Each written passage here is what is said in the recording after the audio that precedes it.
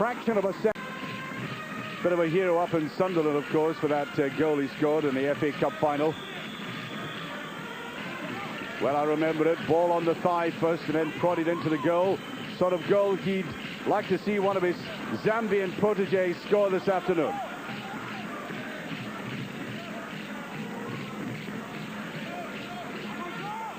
And I've got to watch this man coming forward, Iroha. He set up and finished the move. Yekini at the back.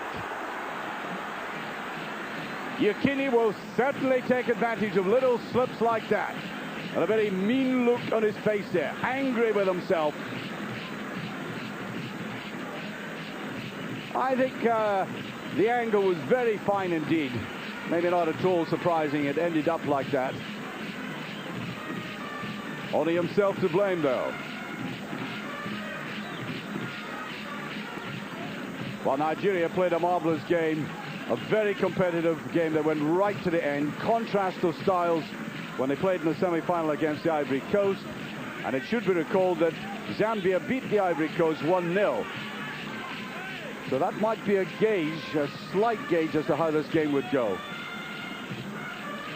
Good play by Okocha. But look, hardly any support around him. Back to Iroha. Unique Amanike just inside.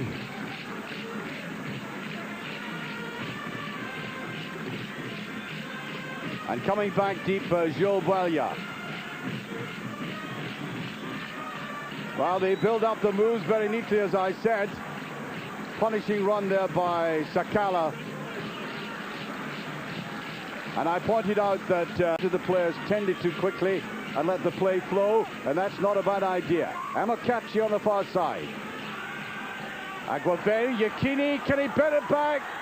Oh, just off the line, and the goalkeeper is very fortunate.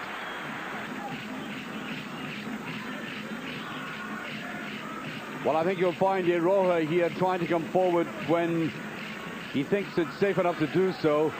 Brilliant play by Okocha. Amaniki. I thought he was being held back there. That could be a penalty kick.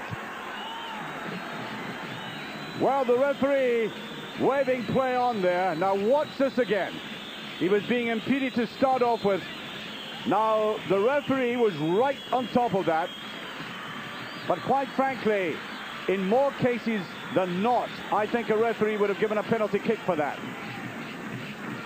There's no doubt there was a collision.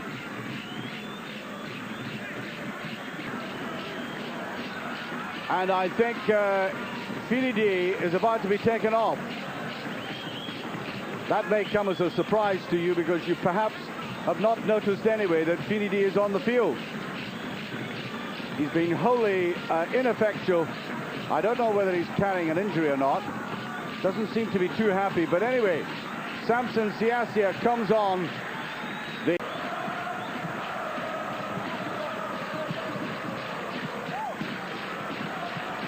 Up he gets, and the ball just skidding away from him eventually.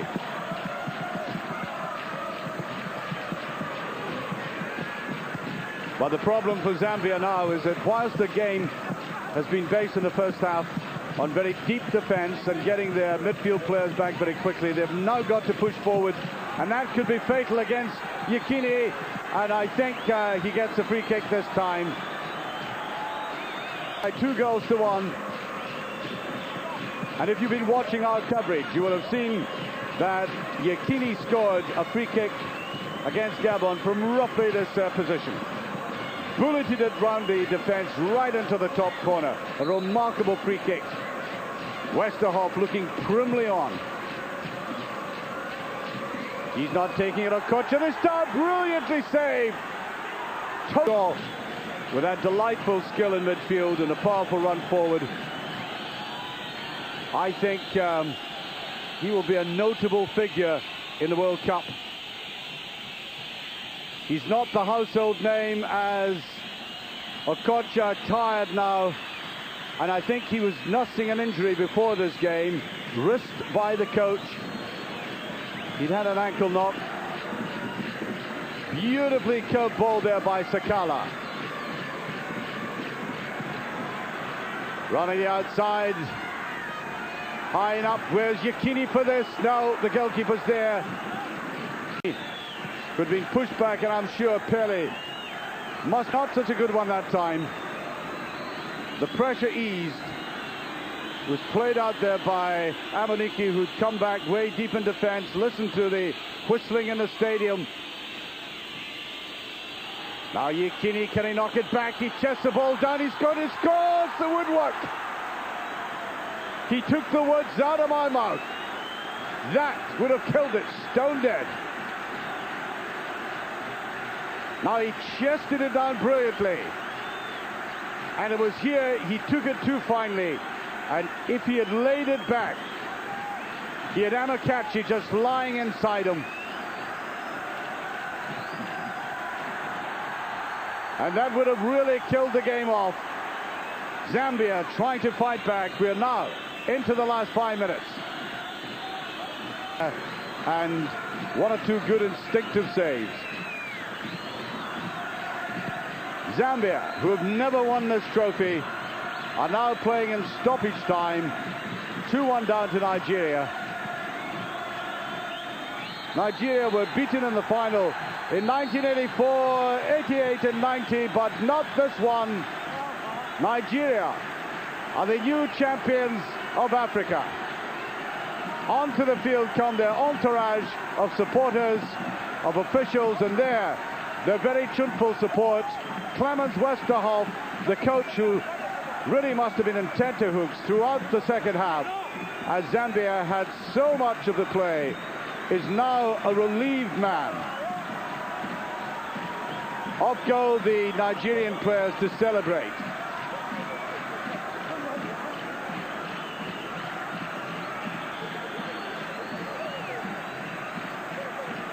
A sign emblazoned throughout the continent. The 19th championship has been won by Nigeria. The second time they've done this. I suppose there was a lot of pressure on them in as much as they were the favourites, and sometimes if you go into a game strongly favourites, you tie up a little. That seemed to be what happened to them in the second half. We didn't see the exciting runs that I thought would be in Yekini there in the middle of the picture. And the two opportunities he did get, he squandered. Well, there's a man who's...